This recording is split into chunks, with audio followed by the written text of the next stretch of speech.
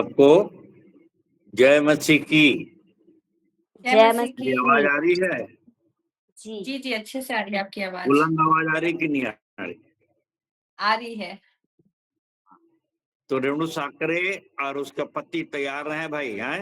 आप लोग की आवाज में सुनना चाह रहा था दोनों जन की। पहले पहले कुछ मीना तुम्हारा भी आवाज थोड़ा सा गड़बड़ हो रही है। इंटरनेट साथ प्रॉब्लम होगा, बरसात का समय है, कोई बात नहीं।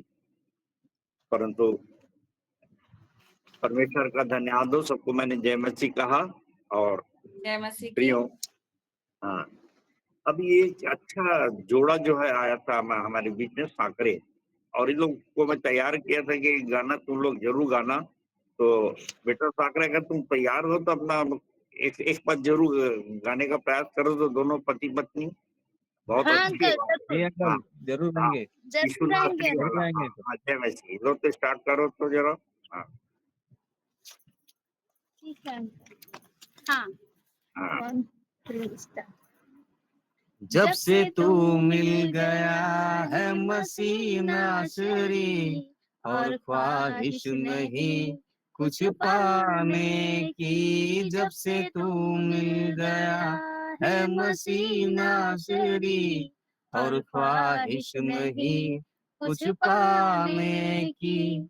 कोई पागल कहे या दीवानी कहे, हमें परवाह नहीं है जमाने की। जब से तू मिल गया है मसीह नासरी, और ख्वाहिश नहीं कुछ पाने की।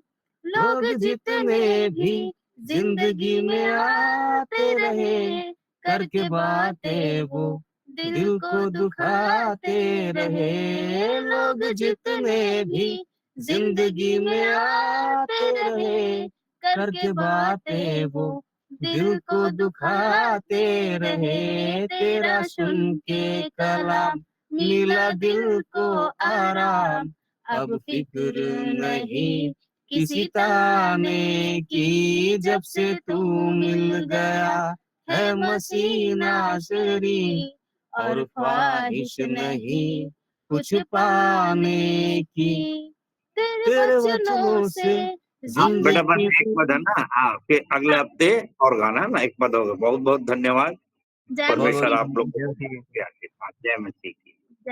कुछ दिन पहले ये प्यार आया और भाई को बहुत तकलीफ है। मिर्गी आती है और उसके लिए प्रार्थना की गई और यहाँ तक वो चंगा हुआ है। आप लोग भी लगातार प्रार्थना करते रहिए। तो फिर से आप सबको जय मसीह की।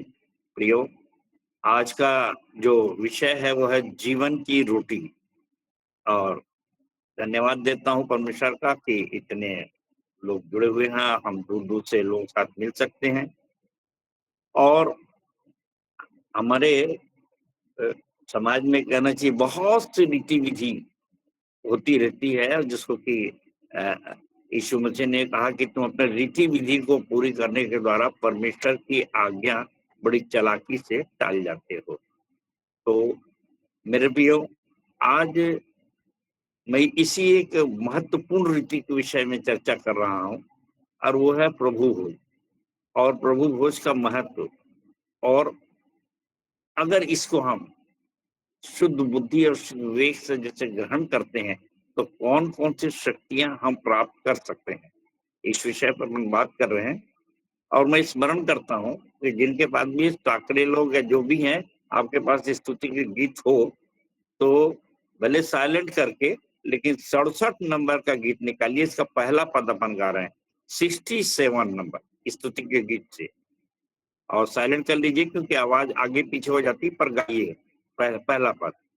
और यहाँ इस प्रकार से ये गीत का पहला पद है, जीवन की रोटी अब प्रभु खिला, जैसे समुद्र पास खिलाता था। बाइबिल में खोजूंगा दर्शन तेरे, मैं तेरा भूखा हूं, तू तृप्त कर दे। जीवन की रोटी प्रभु खिला, जैसे समुद्र पास खिलाता था। बाइबिल में खोजूंगा दर्शन तेरे, मैं तेरा भूखा हूँ तू तृप्त कर दे। प्रियो, इस छोटे गीत में, महत्वपूर्ण गीत में 3 बातें हैं। पहली बात है जीवन की रोटी, और दूसरी बात है जैसे समुद्र पास खिलाता था, और तीसरी बात है मैं तेरा भूखा हूं तू तृप्त कर दे। अब इस गीत को अपन तो गाते हैं, पर इसके महत्व को देखिए कि पहला है जीवन की रोटी, और जीवन की रोटी के विषय में यीशु ने कहा कि जीवन की रोटी मैं हूं, यूहन्ना 6:35। और इसके बाद समुद्र पास, जैसे समुद्र पास खिलाता था, तो समुद्र पास क्या खिलाता था?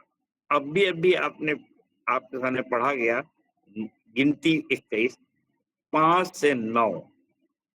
और प्रियो, जिस मन्ना को उनको खिलाया गया, देखिए उनको गुलामी से निकाला गया, और उनको धन्यवादित होना चाहिए कि जब कोई सफर करता है तो कुछ तो अपने साथ रखता है खाने पीने के सामान, और फिर आगे जब आवश्यकता पड़ती तो वैसे वैसे परमेश्वर अद्भुत रीति से व्यवस्था करता चला जाता है। जब उसने हमको निकाला है, गुलामी से निकाला है, तो समय आने पर जिस बात की भी आवश्यकता है तो परमेश्वर खुद ही सारी व्यवस्था कर रहा है। उसको अपनी हमारी चिंता है, और उसने व्यवस्था किया। चट्टान से पानी निकाला, मन्ना गिराया, परंतु उन लोगों ने क्या कहा उसको? निकम्मी रोटी, निकम्मी रोटी कहा। तो परमेश्वर का क्रोध आना स्वाभाविक है।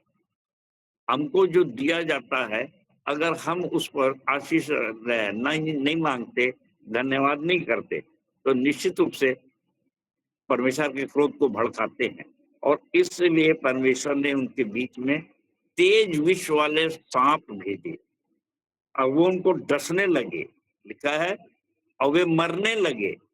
और फिर उन्होंने चित्कार किया, और परमेश्वर ने फिर एक योजना बनाई, और उस योजना के तहत यदि हम खोजें, अब तीसरी बात है कि बाइबिल में खोजूंगा दर्शन तेरी। तो आज हम लोग सोच रहे हैं, या हम लोग आज चर्चा कर रहे हैं कि हम कितनी बातों के लिए धन्यवादित होते हैं और कितनी बातों के लिए नहीं होते हैं।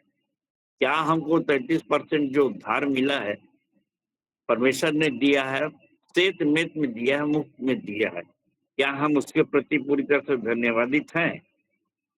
और जब चूकते हैं तो हमको कोई ना कोई हानि होती है। अब यहाँ पर जो अपन दर्शन खोजने के लिए जो पढ़ा है, वो यूहन्ना 3:11 से 15। और प्रियो, इसके 14 पद में इस बात को लिखा गया है कि और जैसा मूसा ने जंगल में सांप को ऊंचा उठाया, उसी प्रकार अवश्य है कि मनुष्य का पुत्र भी ऊंचा उठाया जाए। इतनी अजीब सी बात लग रही है कि यीशु मसीह जो निकोदेमुस को समझा रहे हैं, और निकोदेमुस छुपते छुपाते यीशु मसीह के पास आया। वो उसकी शक्तियों को जानता था, और उसकी तारीफ भी करता है कि तेरे मुख से जो बातें निकलती वो सत्य होती, तो प्रभु का चुना हुआ खास दास है। परंतु उसकी फिर यीशु मसीह ने क्या उसके सामने रखा, ये है। और उसने उससे वो बताया कि हम जो जानते सो कहते हैं, जो देखते हैं हम उसकी साक्षी देते हैं। तो पहली बात है कि मैं तुमसे सच सच कहता हूं, और यहाँ पर हम जो जानते सो कहते हैं, I am telling you the truth, we speak of what we know. तो आई से भी बन गया, मैं से हम बन गया। तो हमारे जीवन में भी ये है कि हमको स्पेशल एक दर्शन दिखाया जाता है, और वो भी आंखों देखा हाल है यहाँ पर, जो निकोदेमुस को बता रहे हैं कि भाई तू विश्वासी हो जा, पक्की बात है। और फिर उन्होंने बताया जैसे मूसा ऊंचे पर चढ़ाया गया, ऐसा मूसा ने सांप को ऊपर ऊंचे पे चढ़ाया, उसी प्रकार से अवश्य है कि मनुष्य के पुत्र अर्थात मुझको ऊपर में चढ़ाया जाएगा। और जो उस जब सांप को देख करके वे चंगे होते थे, विषैले सांप को, तो देखिए कैसे प्रकृति बदल दी जाती है। सांप के विषय में हम सब जानते हैं कि सर्प था और पहला शैतान बन के आया, और उसके बावजूद यहाँ पर कैसे सांप बदल रहा है, तो उसको भी वो जीवनदायी आत्मा बना दिया कि उसके दर्शन मात्र से। और ये वचन मेरे को बहुत प्रभावित किया कि जब हम प्रभु के की आज्ञा मानते हैं, उसके धर्मराज की खोज करते हैं, बाइबिल में खोजूंगा दर्शन तेरे, धर्मराज के जो भूखे होते हैं तो उसके लिए वो तृप्त करता ही है। जैसे मत्ती 6:5-6 में लिखा है, धन्य है जो धर्म के भूखे और प्यासे हैं, क्योंकि वे तृप्त किए जाएंगे। तो प्रियो, अगर हम धर्मराज के भूखे हैं तो निश्चित रूप से वो हमको जीवनदायी आत्मा बनाएगा। और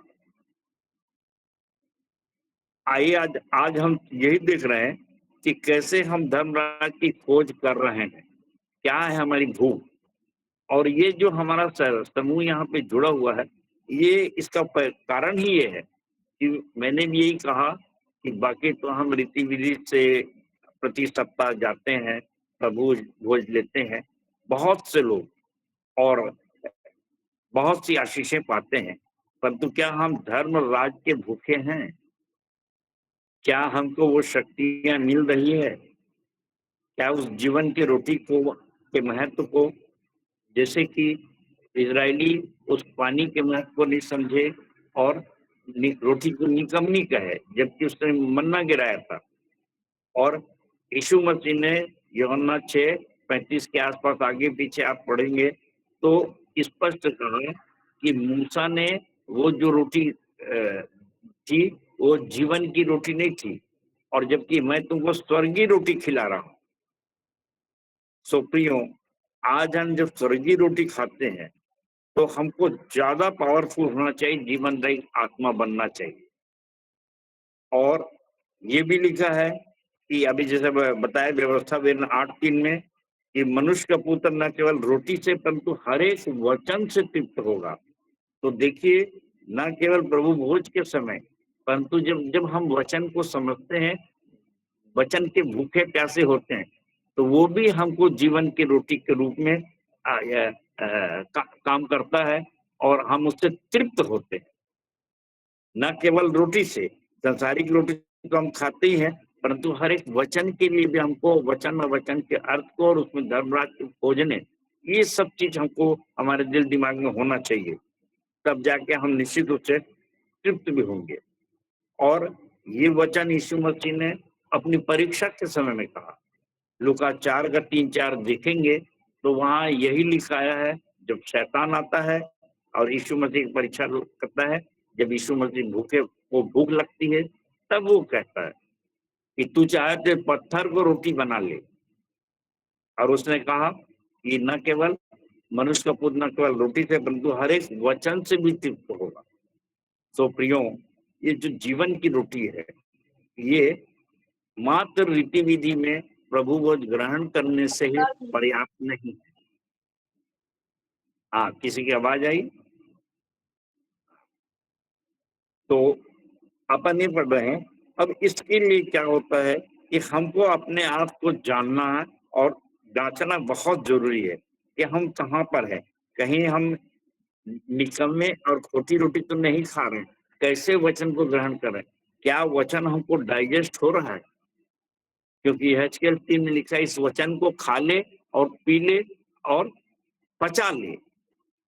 क्योंकि यदि हम बहुत वचन पढ़ते हैं, बड़ी बड़ी बाइबल पढ़ते हैं, लिखा बहुतों को लंबी चौड़ी, परंतु ये बात को नहीं समझते और कई बार चूक जाते हैं। देखिए, इसी की खोज है अपन यूहन्ना 3:11 बोले 11-12 पढ़े तो उसमें यीशु मसीह ने कहा, मैं तुमसे सच-सच कहता हूँ, हम जो जानते सो कहते हैं। ये 2 कैसे हो गए? और यही है जब हम लोग परमेश्वर से प्रार्थना करते हैं, वचन पढ़ने के पहले प्रकाशन और दर्शन माँगते हैं, तो ये जो दर्शन जब हमको मिलता है, तो हम लोग 1 से 2 हो जाते हैं। और नहीं तो बहुत लोग उलझे हुए हैं इन प्रकाशन दर्शन में। इसीलिए हमन गाना गावन पुस्तक लिखी गई और मैंने शुरू में बहुत से लोगों को कहा और आज भी कहता हूँ कि प्रेम, पाप, विश्वास, उद्धार। बहुत से लोग इसके पहले परिभाषा ही नहीं मिल रही थी। बहुत से जानकार हैं, बहुत से प्रचार होते हैं, परंतु इस प्रकार से प्रकाशन दर्शन की बातें किस पर प्रकट की गई? जो भूखा और प्यासा होगा धन के।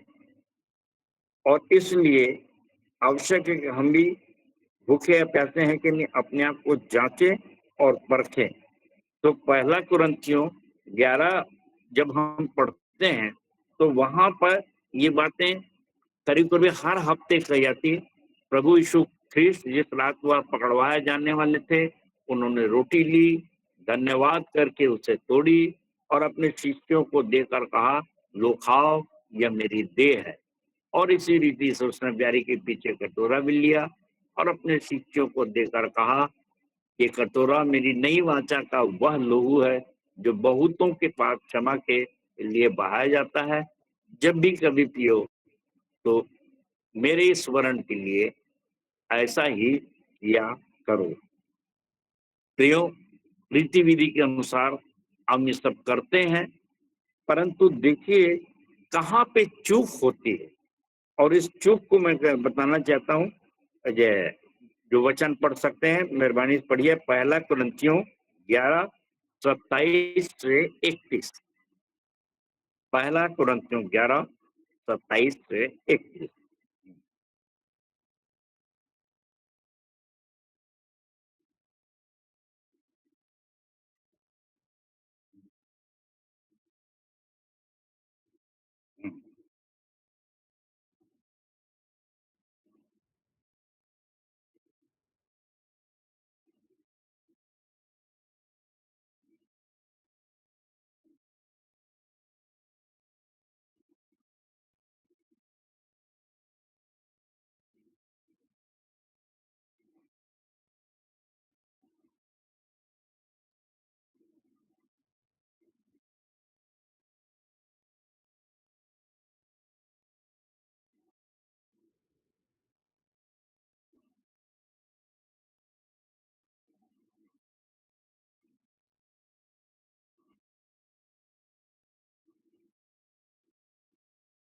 हाँ,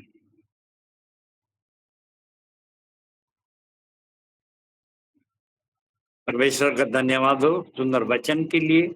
देखिए, जीवन की रोटी है और उसका लहू है। यीशु का लहू हमें सब पापों से शुद्ध करता है। यूहन्ना 1:7 में भी लिखा है। और ये रोटी के विषय में तो बहुत डिटेल में यूहन्ना 6 आप पढ़ सकते हैं कि लिखा हुआ है। फिर भी ये बिना जांचे अपने आप को ग्रहण करते, तो हम जांचे तो क्या देखें, क्या जांचे? लंबे समय तक हम देखते हैं। आज के समय में मैं अक्सर ये सोचता हूँ कि रोमियो 27 में से क्यों लिखा है कि चाहे इजरायलियों की संख्या समुद्र के बालू के समान हो जाए तो भी थोड़े ही बचेंगे।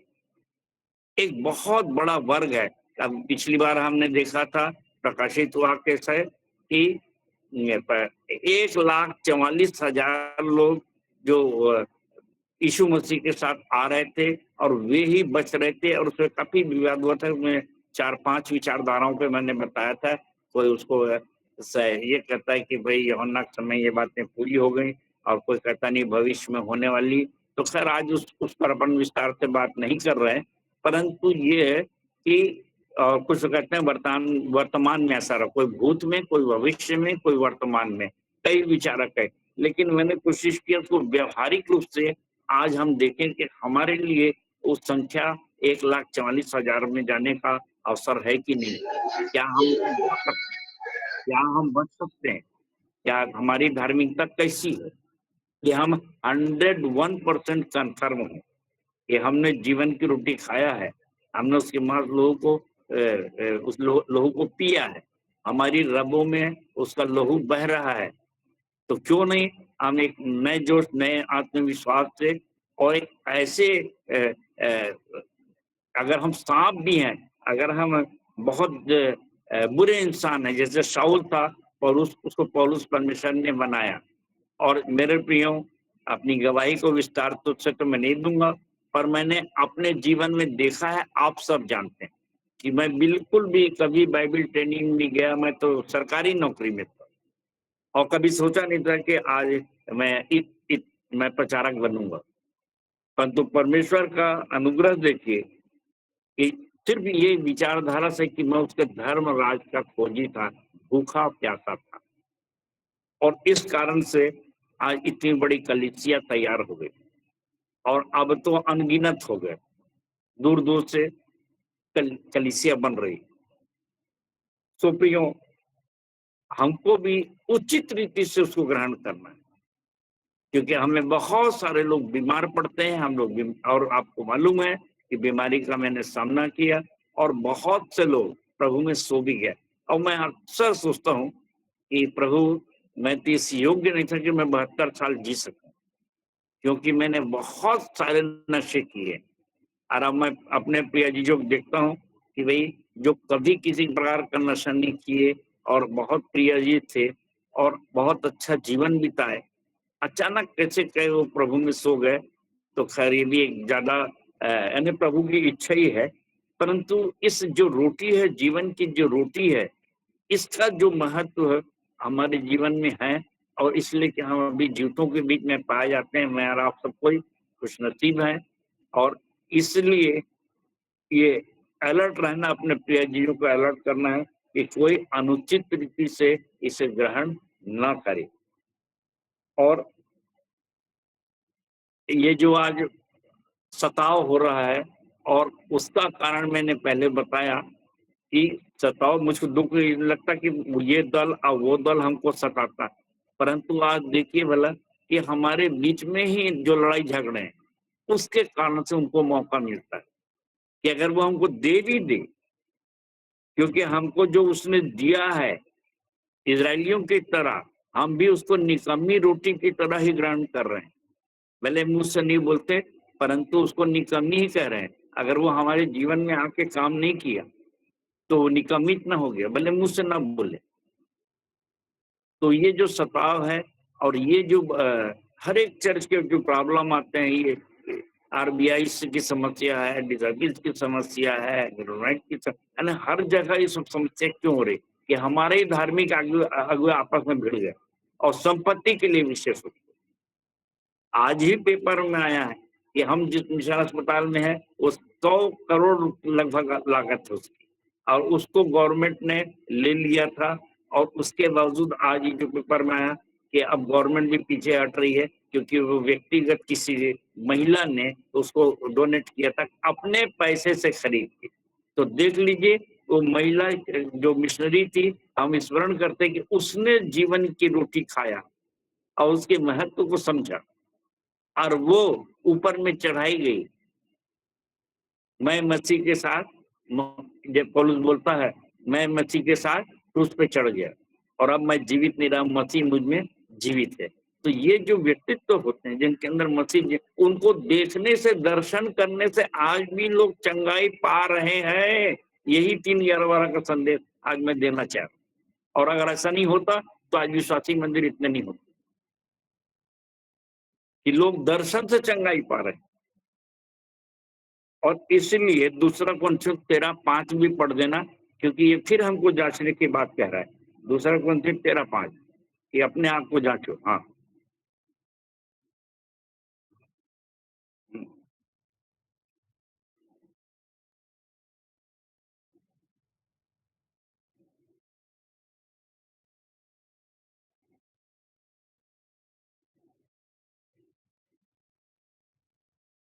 ये देख लीजिए, निकम्मा शब्द फिर आ गया कि हम कह रहे हैं निकम्मी रोटी नहीं खा रहे हैं, लेकिन जांच में तो निकम्मे हो गए।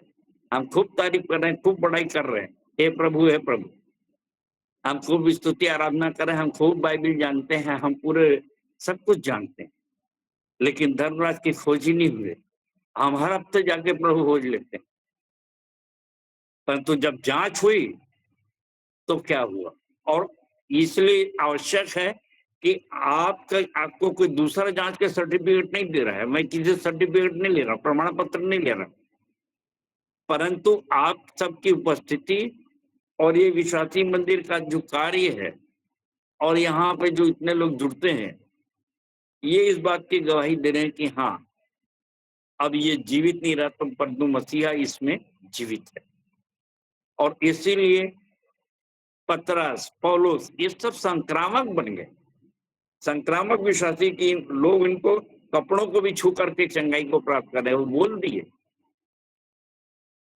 पतरस ने कह दिया, इस सोना चांदी मेरे पास है नहीं, यीशु नासरी के नाम से चल, फिर तो चलने लगे, लंगड़ा चलने लग गए। अंगरखे को छू करके पौलुस के लोग चंगे हो रहे। आज हमारे बीच में ऐसा क्यों नहीं है? और यदि प्रियो, मुझे परमेश्वर को धन्यवाद देता हूं, और आप सबकी गवाही और परमेश्वर की उपस्थिति इस बात को बताती है कि वही मसीहा हमारे बीच में है, हम निकम्मे नहीं है, वो है। और इसको हमको हमेशा बनाए रखना है। और इसलिए मैंने कहा कि सारे मन, सारे प्राण, सारी बुद्धि, सारी शक्ति के साथ प्रभु परमेश्वर से प्रेम करें, उस प्रार्थना परहेज और प्रतिज्ञा में एकदम खरे निकले, खोटे ना निकले। और एक बात आखिरी मैं आपके साथ और बांटना चाहूंगा कि यीशु मसीह ने मत्ती 26:29 में कहा, और क्या कहा? देखिए, आप सामने प्रश्न है, ये रस मैं दोबारा नहीं पीऊंगा, दाख का ये रस। आप पढ़ना, मत्ती 26:29।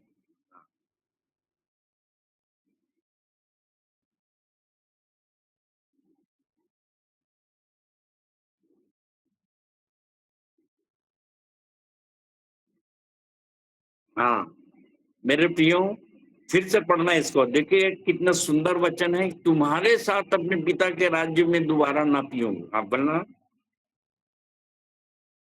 26:29।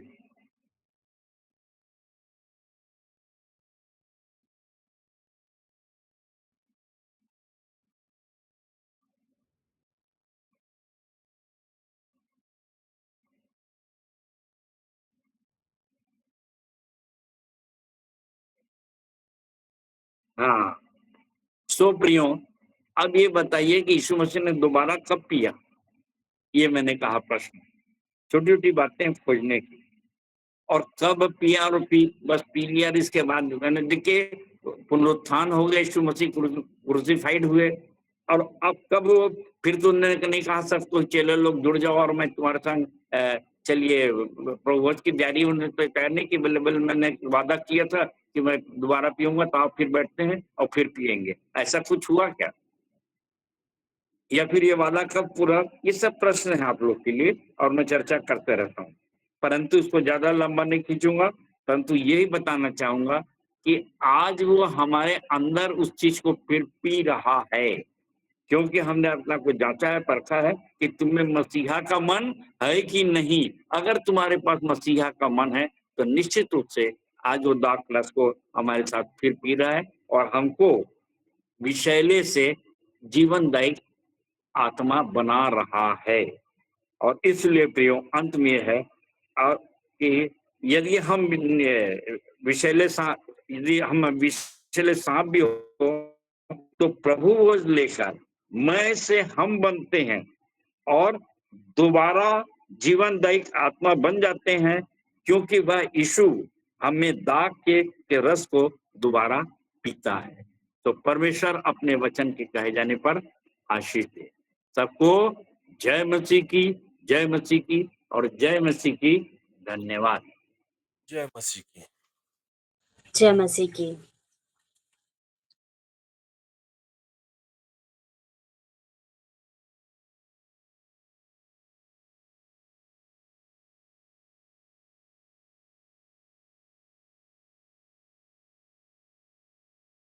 हाँ, कि हम अपने आप को पापी बोलते हैं।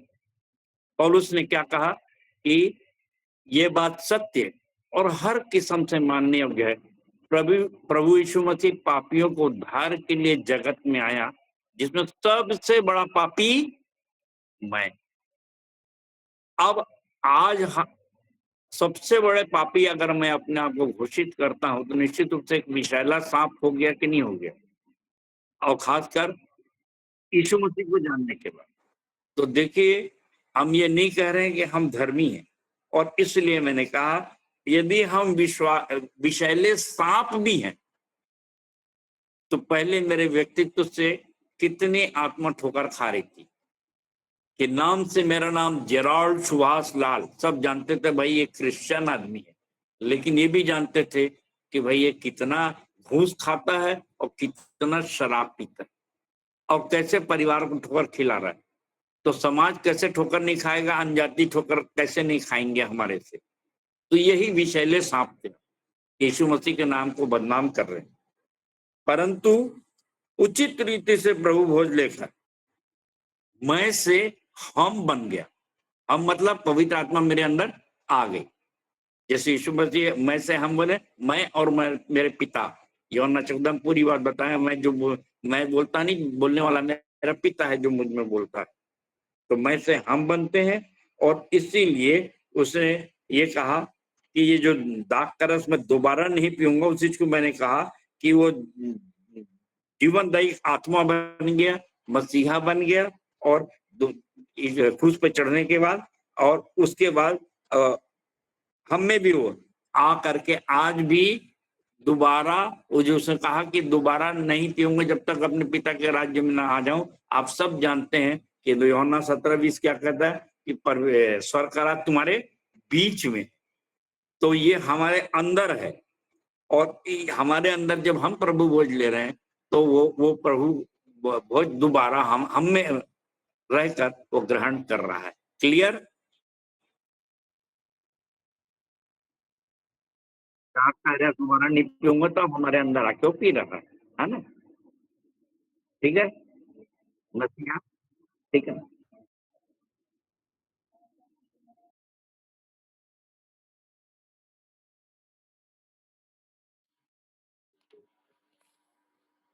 बहुत बहुत धन्यवाद। आज के हमारे अंकल जी, आप म्यूट हो गए हैं। ईश्वर ने कहा ना, मैं तेरे अंदर बसूंगा, चलूंगा फिरूंगा, 2 कोरिन्थियों 6 में, है ना? वो मेरे पिता होगा, मैं तेरे अंदर क्या बसूंगा, चलूंगा फिरूंगा, तुम मेरे लोग होगे, मैं तुम्हारा परमेश्वर हूँ। है कि नहीं? 2 कोरिन्थियों 6 का है। ठीक। हाँ, और तेरे अंदर आके भोजन करूंगा, प्रकाशित बात 3:20 है कि नहीं? हाँ, तेरे अंदर आके मैं भोजन करूंगा। ठीक।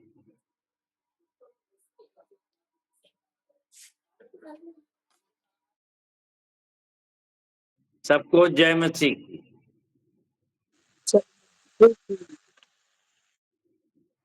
परमेश्वर अपने वचन के कहे जाने पर आशीष दे। आमीन। बहुत बहुत धन्यवाद। आज हमने बहुत समय के बाद आज हम आपको सुनने पाए, और सच में जब हमारे बीच में प्रभु के दास आते हैं और उनके द्वारा दी गई हर एक वचन की बातें हमारे मन की आंखें खोलती है, और हम यह जान पाते हैं कि सच में हम किस परमेश्वर की आराधना करते हैं। और फिर हमारे अंदर जो